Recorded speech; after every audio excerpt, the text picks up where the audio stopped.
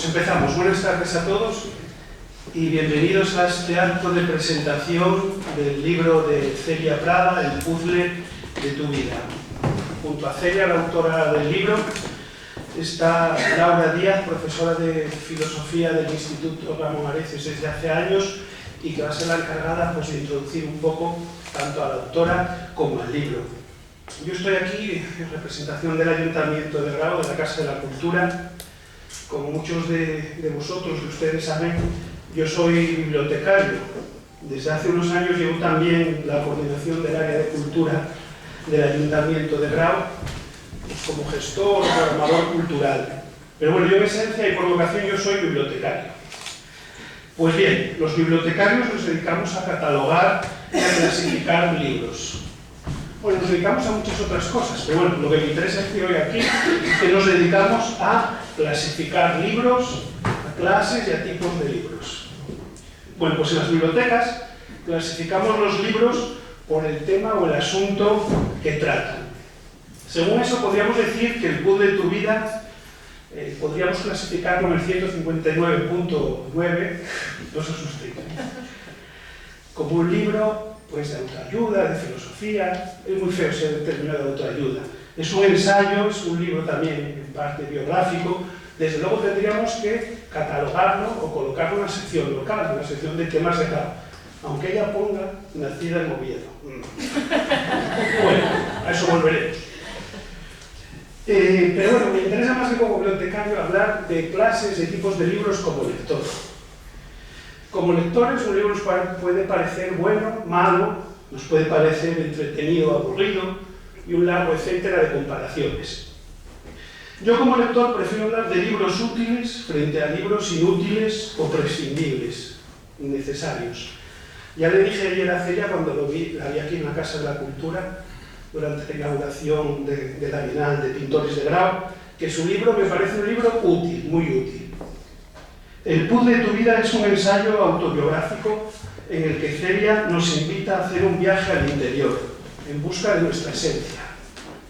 Nos invita y nos muestra el camino para tratar de ser, como ella dice, felices el 100% del tiempo. Nos habla de crisis, no de la crisis económica, sino de crisis personales, de crisis existenciales, de cambios y de tomas de decisiones. En sus 100 páginas, el libro también tiene tiempo para hablar de la vida de Celia, de todas las vidas, de la infancia, de la adolescencia, de la juventud, de la edad adulta, o lo que es lo mismo, del colegio, del instituto, de la universidad y con un poco de suerte de la vida laboral. Nos habla de una generación de jóvenes muy preparados y que crecieron y se formaron oyendo repetidamente aquello de que si se esforzaban y tenían constancia, les iría bien en la vida. Pero como ella dice en el libro, pero en la meta final no había ningún premio. Un trabajo, un futuro. Esta generación de asturianos y españoles preparados, muy preparados, que han tenido que emigrar. De hecho, yo ya he dicho en alguna ocasión, publiqué hace unas semanas en Nueva España, que yo creo que uno de los grandes problemas de este país es precisamente que las familias y la sociedad en general hacen un esfuerzo económico muy grande, muy importante, para que nuestra juventud pueda estudiar, para que se formen. Y sin embargo, luego son otros países quienes los contratan, quienes, entendedme bien, se aprovechan de su buena formación, de sus conocimientos. Leyendo el libro de Celia, pues yo no sé, soy un poco raro. También me dio por reflexionar de mi propia generación. Yo soy del año 71, la generación del baby boom. Muchos amigos, muchos rivales. Yo creo que fuimos los últimos pringados, los últimos que tuvimos que hacer la mili, los últimos que tuvimos que ayudar en casa de los abuelos, aquello de la hierba, de las vacas, de sacar patatas y todo aquello. Que tenemos todos un complejo de generación, de que nuestra generación fuimos los últimos de Filipinas. Entonces yo viendo un poco, o leyendo el libro de Celia, me ha servido también para ponerme en la piel de su generación, de esta generación joven. Como decía antes, una generación de nuevos inmigrantes forzosos. De todas formas, estoy dando una sensación del libro de Celia, yo creo que equivocada, parece que es muy pesimista, y es todo lo contrario. El libro apuesta por una actitud tremendamente positiva.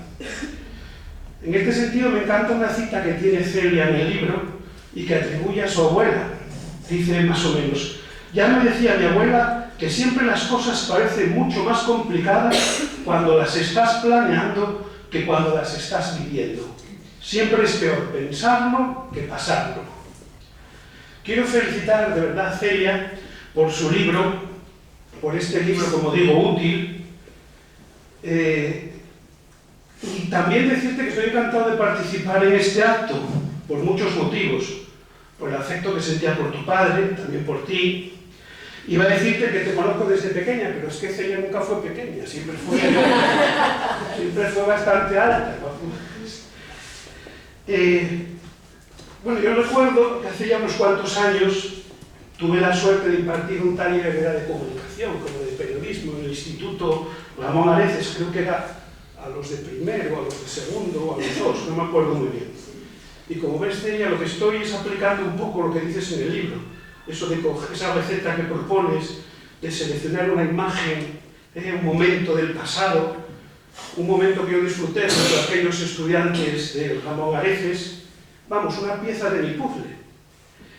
Bueno, hicimos de aquella un periódico, un par de números, hicimos algún programa en la radio municipal, y bueno, allí estaba Celia, inquieta como sus rizos, alta, grande como su afán de aprender o su imaginación, y tan sonriente y locuaz, tan encantadora de serpientes o de perros, como dices en el libro, como veo que sigue siendo precisamente gracias a lo que estoy leyendo, lo que pude leer estos días de este libro.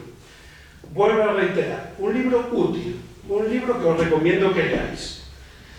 Y bueno, no me quiero enrollar mucho más, luego volveremos al tema de grado. Te voy a hacer, la primera pregunta me la reservo yo, si es posible.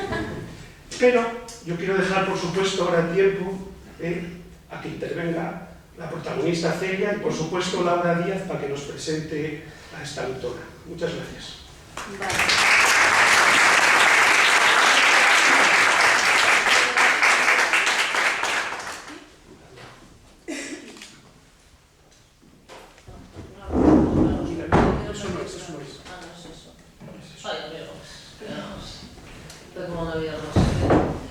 Vale, buenas tardes a todos.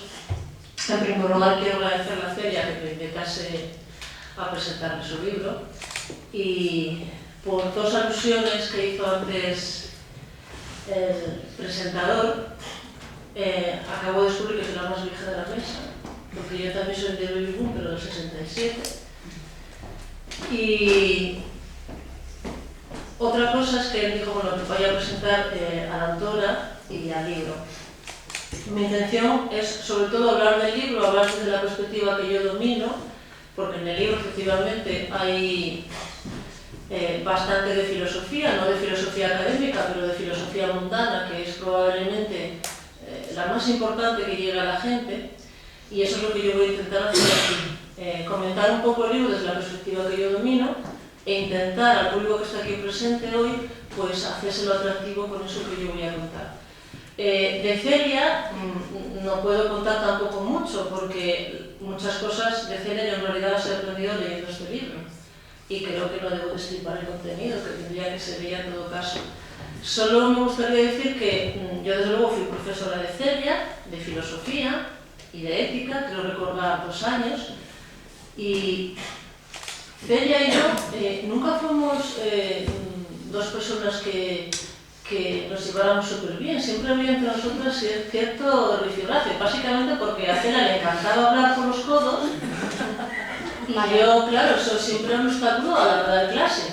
Entonces yo me limitaba a llamarle la atención sistemáticamente, ella se limitaba sistemáticamente a no hacerme ni puñetero caso. Pero bueno, se ve que eso quedó completamente en el olvido y aquí estamos Celia y yo. Seguí un poco, por supuesto, su trayectoria después de marchar de aquí, a través de sus padres.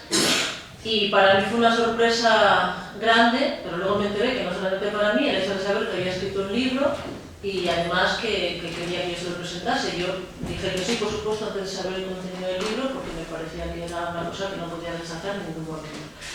Luego leí el libro y bueno, pues yo básicamente creo que sí que es verdad que el libro se puede situar un poco en cierta tradición anglosajona, muy americana, a veces de la autoayuda, o sea, de contar experiencias personales que uno considera que tienen cierto valor, y que pueden servir de ayuda a los demás. En ese sentido, Celia lo dice, lo manifiesta hoy mismo en el periódico, que se daba por satisfecha con que el libro pudiese servir de ayuda a alguien, y pienso que eso lo contará ella, pero es una de las motivaciones principales que le impulsó a escribir el libro, aunque seguramente el libro forma una parte muy importante de un proceso personal suyo, que en gran medida es transparente en el libro y en otra medida no, es de ella y ya sabe más que nadie de eso, y me imagino que parte de eso es lo que contará. Bien, Gustavo mencionó la palabra esencia, que mencionará también seguramente Celia, porque El puzzle de mi vida es un título que se comprende cuando uno llega al final del libro y lee el momento en el que Celia cuenta que ella fue algo que se venía gestando, pero que fue un momento decisivo en el que ella decide reunir una serie de imágenes que son como piezas de un puzzle en la que ella reconstruye lo que considera más importante para lo que ella denomina la esencia, su esencia, ¿no? La tesis fundamental del libro es que toda persona tiene una esencia y debe buscarla si no tiene claro que la tenga, y que esa esencia ha de conjugarse con lo que ella denomina el yo exterior, ¿vale? Más o menos en términos coloquiales, para que nos entendamos, pues la esencia es lo que cada individuo consideraría más importante de sí mismo, aquello donde considera que reside pues, los momentos más importantes de su felicidad, con lo que realmente esa persona se identifica, y frente a esa esencia, y de modo inseparable, pero de un modo diferente también, está lo que ella denomina el yo exterior. Y el yo exterior pues es un poco esa especie de obligaciones que nos impone la vida, por supuesto, y que son invariables, que unas tienen que ver con el trabajo, otras con la familia, y también en gran medida dentro de ese yo exterior está la imagen que nosotros queremos ofrecer ante los demás. Como todos los que estamos aquí, sobre todo los adultos y no tanto los jóvenes, pero ya lo irán adivinando, esa imagen que uno quiere ofrecer ante los demás, porque sería imposible y nada deseable, desde luego, mostrarse siempre completamente desnudo y transparente, pues siempre es algo peligroso, porque es necesario, pero al mismo tiempo ese yo exterior, como ella manifiesta, puede llegar a hacerte olvidar la esencia, puede llegar a hacerte olvidar lo importante, y puede llegar a ahogarte y provocar infelicidad y otras circunstancias. Entonces, la tesis fundamental de Celia es ir mostrando su propia experiencia a la hora de recuperar, fijar y poder mantener junto a ella esa esencia, sin perjuicio de que el yo exterior también permanece, pero tener presente siempre lo que es su esencia, contar su experiencia personal y animar a otras personas, a los posibles lectores, a los que ella da pautas también en el libro, para que vayan encontrando cada uno su esencia. Lógicamente esto es un proceso personal y ella da su ejemplo, pero tampoco puede mostrar completamente cómo cada uno puede hacer eso. Bien, yo desde la perspectiva filosófica puedo decir que el concepto de esencia es un concepto de los más antiguos en filosofía, que se ha atribuido a Aristóteles, y él ya define la esencia como aquello que caracteriza a la sustancia. Las sustancias son todas las cosas que existen, y si nos centrásemos en el ser humano, él decía que la esencia principal del ser humano es que era capaz de pensar. Eso era lo que lo diferenciaba del resto de las cosas y lo que era más importante. Ese significado ha pasado casi de una forma bastante respetuosa con el original al significado cotidiano de la palabra esencia, y normalmente todos utilizamos la palabra esencia cuando nos queremos referir a algo importante, a algo que no es intrascendente, ni es superficial, ni es cambiante, ni es accidental. Bien, pues ella en ese libro va recomendando y va dando su propio ejemplo y diciendo qué es lo que habría que hacer o qué es lo que se puede hacer, aparte de explicar qué es la esencia para ello, de cómo se puede buscar esa esencia. La esencia se opone frente al yo exterior. El yo exterior es un concepto que tiene más bien un origen mucho más reciente y de carácter psicológico. Se empieza a hablar de los yos básicamente pues a partir de Freud, del nacimiento de la psicología moderna, cuando se empieza a pensar que en el mismo ser humano, en la misma persona, puede haber varios individuos, varios yos coexistiendo. La parte consciente, la inconsciente, el yo privado, el yo público. De ese mundo viene esa expresión del yo exterior. Y el yo exterior hace referencia, como yo dije antes, pues a esas características que todos tenemos, que forman parte de nuestra vida, que no son tan importantes, que son cambiantes y que generalmente es más bien el rostro que mostramos ante los demás. Porque aunque la esencia es transmitible, o sea, se puede decir, o cada uno puede contar si quiere cuál considera que es su esencia, en principio la esencia suele permanecer oculta hacia los demás, y es el propio individuo el que la reconoce, y el que la busca y el que la desea, ¿no? Mientras que ese yo exterior, pues es el aspecto que mostramos ante los demás, que está, pues, formado por muchas circunstancias vitales, por el crecimiento, por las circunstancias familiares, laborales que te toca vivir, y cosas muchas veces que no son buscadas, pero que bueno, tienes que asumirlas y forman parte, evidentemente, también de ti mismo, de tu persona, pero que quizá no valoras tanto, o que quizá, de hecho, como el propio libro sugiere, no deberías de valorar tanto porque son cambiantes y si te aferras a ellas, pues puedes sufrir las consecuencias. El yo exterior, no obstante, aunque no, como dije, tiene un origen psicológico mucho más reciente, sí que hay un concepto que yo le comentaba el otro día a Celia, que es riego, porque bueno, yo no voy a decir, como dicen muchos, que casi todos están los griegos, o que todos están los griegos, diría que casi todos están los griegos. Entonces los griegos tenían un concepto, que era el concepto de persona, que era lo que dio nombre a nuestra palabra persona. La persona denominaba exactamente la máscara que los actores se ponían cuando salían al escenario. No había por entonces grandes algaradas de vestuario y los actores simplemente salían, los mismos actores, a representar personajes distintos y se ponían máscaras tipo venecianas, pues unas con cara sonriente, otras con cara seria, y iban representando los papeles. Además la máscara hacía las funciones de modulador del voz y la máscara se denominaba persona. ¿Eso qué quiere decir? Pues como el lenguaje es muy sabio, quiere decir que todos nos ponemos una máscara cuando salimos al exterior. Y tanto la máscara como el yo exterior, pues son imprescindibles tenerlas, pero también hay que saber manejarlas, porque pueden acabar ahogando al yo interior, a lo que tú quieres ser, o a lo que tú crees que es más importante en tu vida.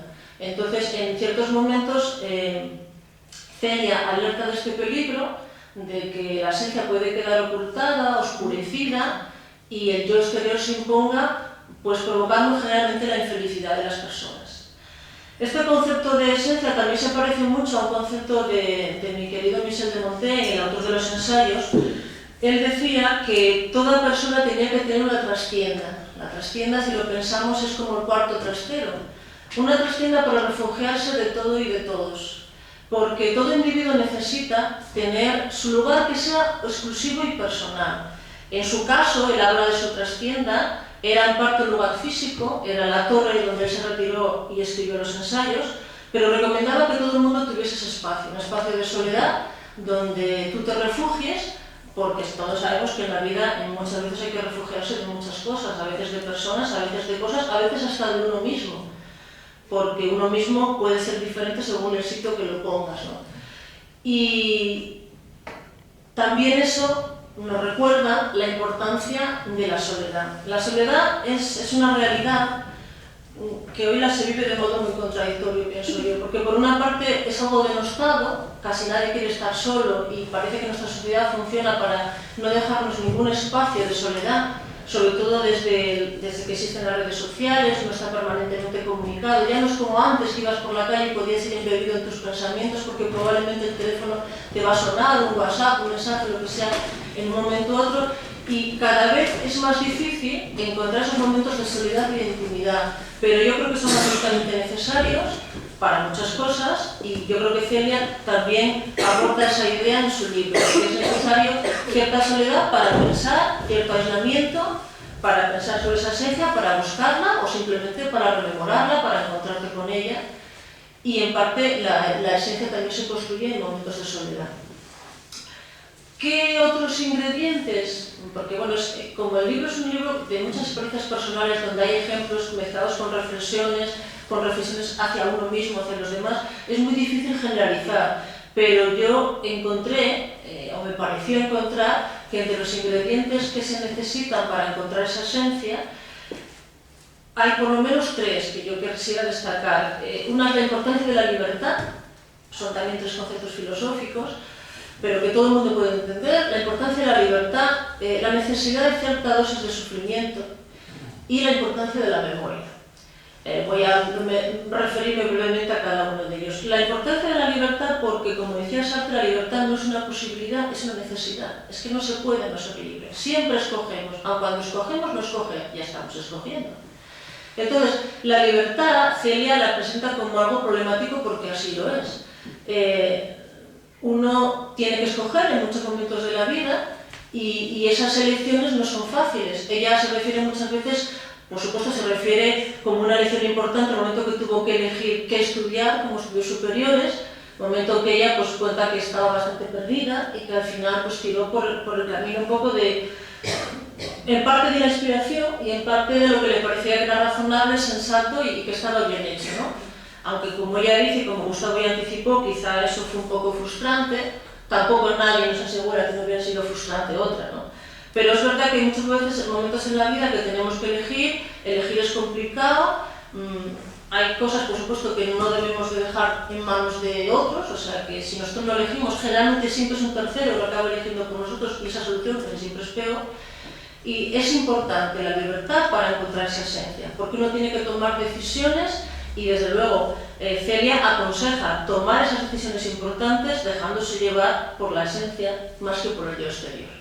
Claro que para eso, cuando llegue ese momento, uno ya tiene que saber un poco lo que es esa esencia, si no probablemente descubrirá tiempo después que a lo mejor algunas elecciones no son muy acertadas, pero bueno, eso tampoco pasa nada porque la vida, pues básicamente, muchas cosas que escogemos luego nos damos cuenta con el tiempo que no fueron acertadas, algunas podemos rectificar y otras no, pero bueno, la vida es así.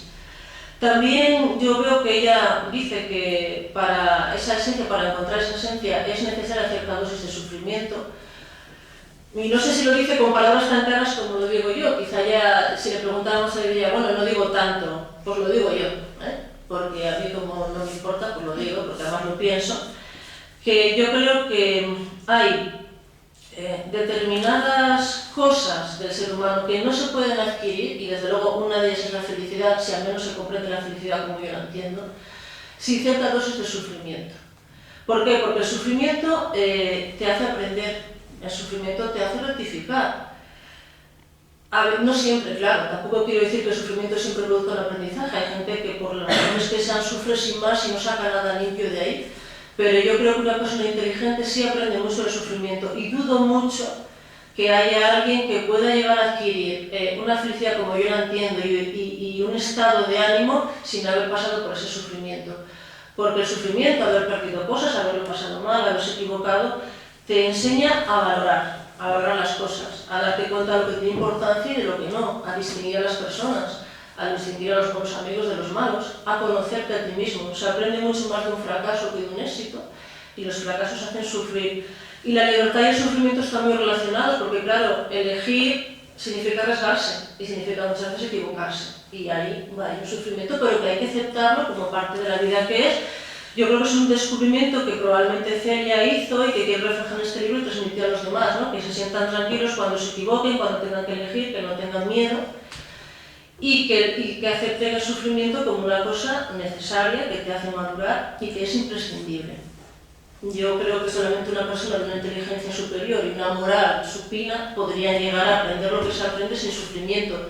Yo hasta ahora no he conocido a nadie así, probablemente puede que lo haya, pero no es lo que suele suceder en general. Y la tercera cosa que tiene mucho que ver con el título es la importancia de la memoria. Bueno, no creo que hace falta que diga yo que sin memoria no somos nada, ¿no?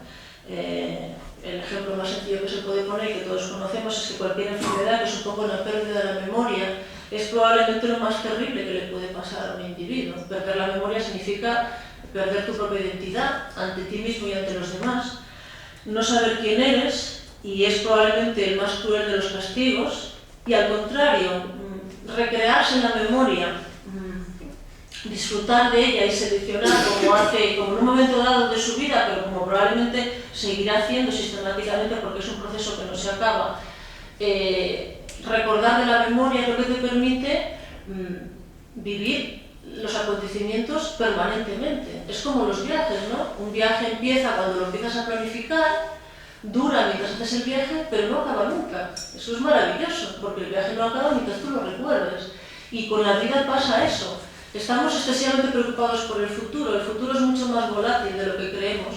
El presente es difícil de asir y generalmente lo único que nos queda es el pasado. Somos pasado, básicamente pasado.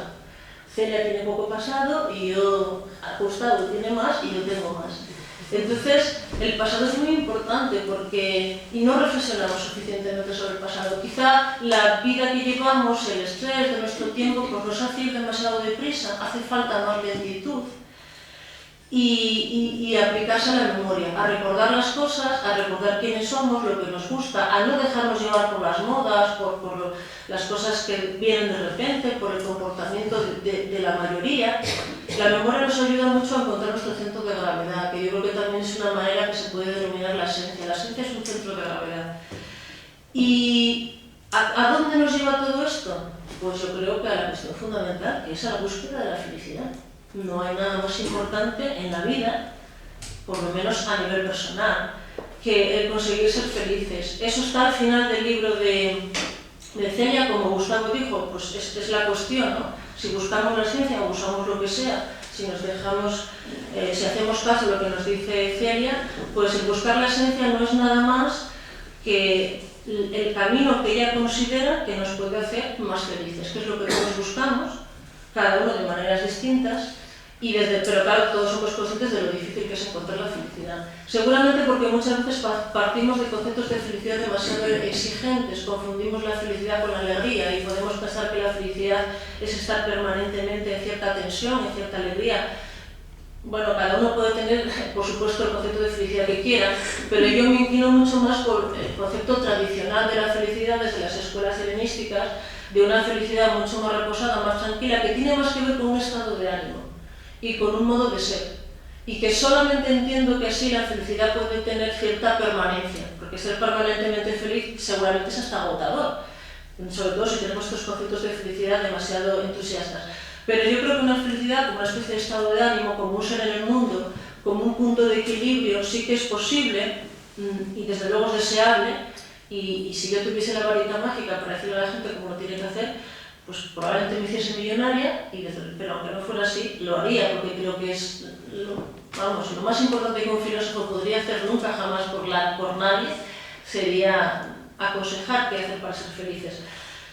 Yo creo que básicamente hay una serie de cosas que Celia dice, con las que yo estoy de acuerdo que es importante, y es que la felicidad no reside en las cosas, sino en la actitud que tenemos hacia las cosas. Y esta ya es una advertencia muy antigua. No podemos depositar, o podemos, pero podemos pagarlo también en un precio muy alto, la felicidad en determinados bienes concretos, pues el aprecio de los demás. ¿Quién no quiere el aprecio de los demás? El reconocimiento, la fama, el honor, el dinero, la belleza. Todos sucumbimos un poco a eso y seguramente que está bien, porque somos hombres de carne y hueso, mujeres de carne y hueso, pero eso son las cosas. Y entonces lo importante es que la felicidad resida más en la actitud ante las cosas que las cosas mismas, porque las cosas son volátiles y las podemos perder. Y entonces, si las perdemos, perderemos cierta dosis de felicidad, pero la volveremos a recuperar si la felicidad verdaderamente era un estado de ánimo. Y también dice Celia que la felicidad no es una meta, es un proceso. Yo también estoy de acuerdo con eso. La felicidad no es que tú de repente vayas a llegar a un sitio y vayas a ser feliz, o vayas a conseguir una cosa y vayas a ser feliz. Seguramente casi todo el mundo experimenta muchas veces esa sensación de que tienes, de que estás muy contento porque vas a ir de viaje, o va a venir un fin de semana, o vas a conseguir algo, y cuando eso llega no era para tanto. Pues con la felicidad pasa muchas veces eso. Y es un proceso, es decir, es un camino que uno tiene que desarrollar. No tienes que esperar a que esté en algún sitio, que te tardes 2 o 4 años o 5 en llegar, sino que tiene que ser que tú, lo que estés haciendo en cada momento, intentes ser lo más feliz posible, ¿no? Y ya por último, solo voy a decir que creo que la esencia se puede también traducir a dos conceptos que todos vamos a entender. Uno que es una frase que yo le decía el otro día a Celia, que a mí me gusta mucho, que es una frase estoica que dice: el mundo mudanza, la vida firmeza. Es decir, el mundo va a cambiar, y muchas veces va a cambiar no en el sentido que nosotros quisiéramos que cambiara, sino en un sentido contrario. Entonces, la firmeza de la vida, la firmeza que encontremos en esa esencia, es lo que nos va a ayudar a soportar los cambios, que es una de las lecciones que también dice Celia en este libro que aprendió, que las cosas cambian, no siempre como a nosotros nos gustaría, pero que hay que aceptar esos cambios y ver el vaso medio lleno. Hay, porque todavía creo que el año pasado dio un concierto en Oviedo un cantante italiano que en su momento tuvo mucho eso, que se llama Franco Battiato, que tenía una canción que fue muy exitosa y que decía algo así como que quería tener un centro de gravedad permanente. Yo pienso que las esencias también es un centro de gravedad permanente, que sería deseable que todo el mundo tuviera. Y bueno, pues Celia desde su perspectiva en este libro intenta ayudar a los demás con su propia experiencia de cómo pueden encontrar ese centro, esa trastienda, esa esencia o como lo queramos llamar. Y me callo porque yo soy terrible, me dan fuerza y no paro.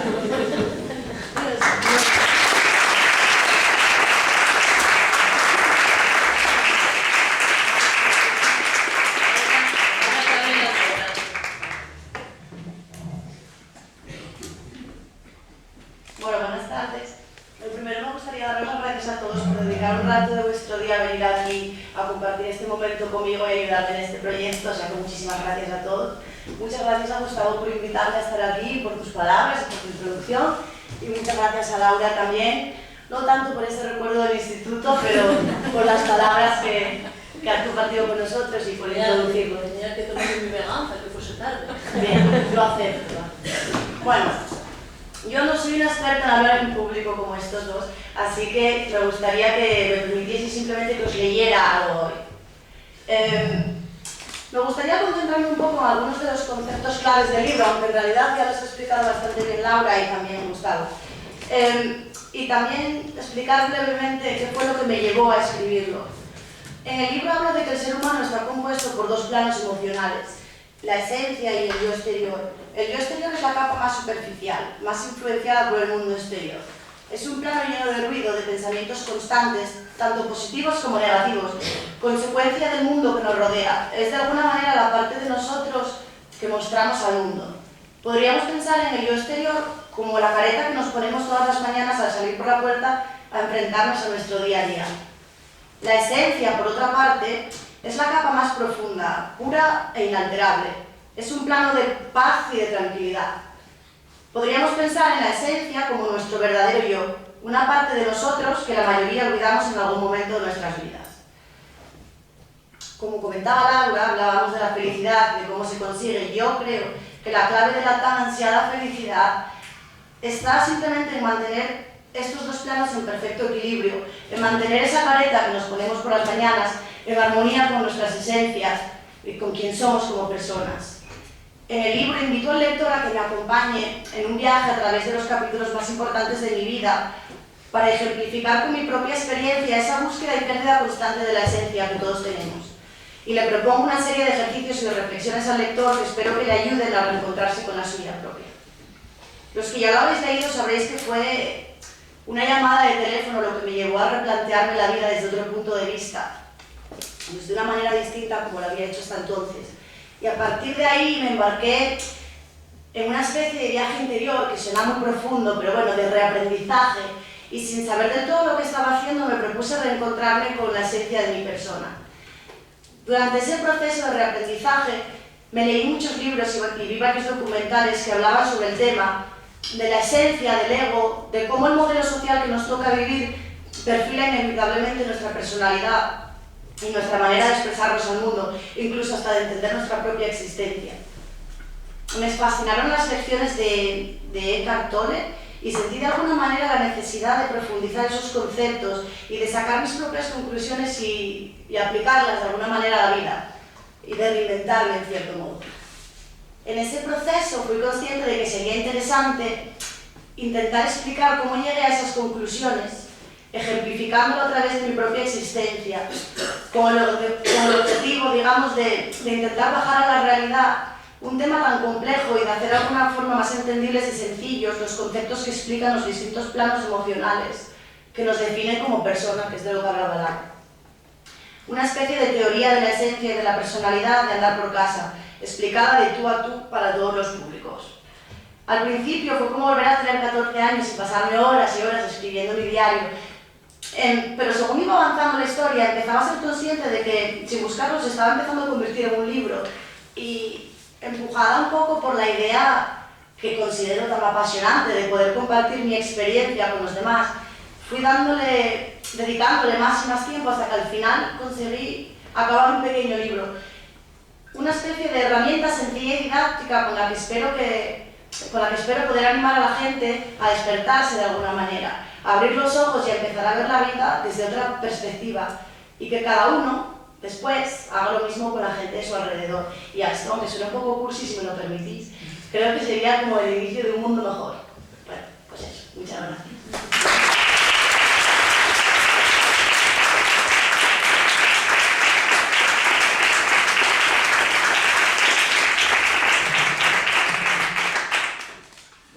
Antes de que Celia nos dedique los ejemplares y todo eso, sabéis que están a la venta a 14,90 euros.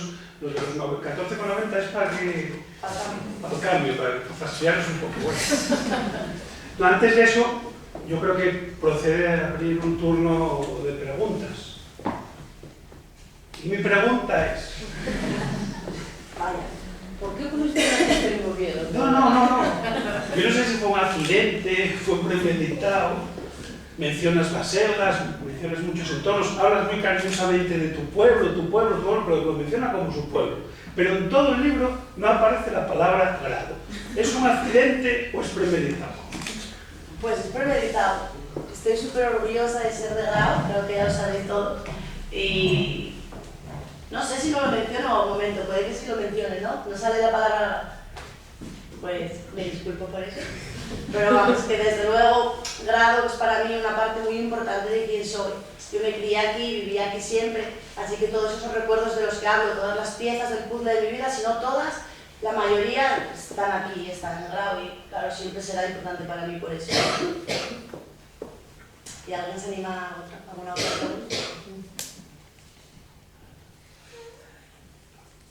Bueno, yo no sé, se me ocurre ahora sobre la marcha, por lo que me ha gustado. ¿Tú llevas solo cuántos años?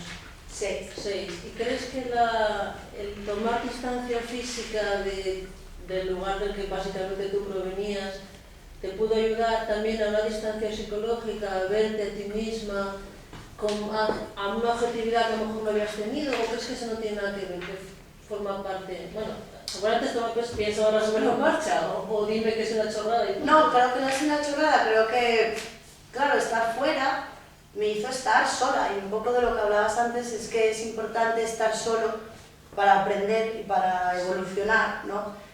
Pues un poco a calzador, porque yo no lo elegí, sí. Me fui, y estando allí, inevitablemente la vida de la gente de aquí cambiaba, y eso no lo podía controlar estando fuera, y eso me hizo reflexionar un poco, el no saber bien dónde estaba mi presente, si estaba aquí, si estaba allí, y la soledad de estar sola, pues sí, puede que me haya hecho pensar demasiado y llegar a escribir. No, nunca se piensa demasiado, suele ser el peligro, es más bien el contrario. A ver, que alguien del público se anime.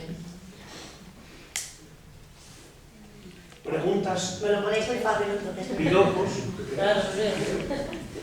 ¿Para cuántos segundos? No sé. Voy a preguntarle. Tú eres tan positiva, tan abierta, siempre fuiste súper feliz. Bueno, siempre se te vio como muy feliz. ¿Eres más feliz desde que escribiste el libro? ¿Desde que te descubriste realmente? Cuando siempre se te vio muy feliz. Bueno, pues gracias por la observación. Creo que la felicidad, volvemos, es un tema un poco complejo de hablar. No sé exactamente si siempre fui feliz, pero lo que os puedo decir es que desde que hice esa especie de viaje interior y de reaprendizaje, estoy más en paz, y creo que eso es parte de la felicidad. Si contesté con esto.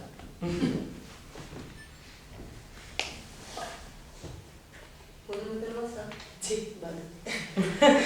Creo que sí es verdad que Celia siempre era una persona alegre. Yo no recuerdo haberla visto, bueno, enfadada creo que no, pero tampoco entristecida, ni siquiera indiferente. Yo creo que siempre fue una persona alegre, pero que a lo mejor me imagino que te refieres a cuando era adolescente, pero también cuando era niña, ¿no? No, yo no la conozco cuando era niña. Antes, la conozco más desde adolescente. Sí. Sí, porque yo creo que también muchas veces la felicidad es una conquista del adulto. Claro, yo creo que los niños, cuando por ejemplo decimos que los niños son felices, queremos decir que son alegres y que están a gusto y que lo pasan bien, pero esa no es la felicidad de los adultos, como cuando decimos que un niño quiere, claro que un niño quiere, pero en ese querer hay mucha necesidad. El querer de verdad, como querer como la entrega, con todas las condiciones y sabiendo todas las consecuencias, es el del adulto. Entonces probablemente ella, claro que siempre era feliz, pero ahora pues también descubrió otra dosis más de felicidad, ¿no? Sí. Digo, Son un plano diferente. sí, son incompatibles. Sí. Perfectamente compatibles. Pues podemos pasar, si queréis, algunos que escribieron vuestro libro. Última oportunidad. Ahora, porque ya pasó. Pero voy a aprovechar para una cosa. La presentación de Celia se enmarca dentro de las 8ª jornadas de estudios locales, ¿vale? Mañana mismo vuelve a haber otra actividad, son distintas actividades relacionadas con Grau, en este caso la presentación de un libro de una autora de Grau, exposiciones, charlas, y mañana tenemos una nueva charla sobre los bolos en el Concejo de Grau a cargo de Carlos Suari y José Ambás. Luego la semana que viene, el día 23 concretamente, se presenta la revista Las Hojas del Foro, el número 13, es una revista de creación literaria y plástica que se hace aquí en Grado. Luego hay más cosas a lo largo de la semana que viene, y en enero también hay distintas actividades más y os invito a que participéis en ellas. Y ahora sí, pues que nos dedique el libro Celia, pasar por aquí y bueno, que nos lo dedique con un emoticono muy feliz. Gracias.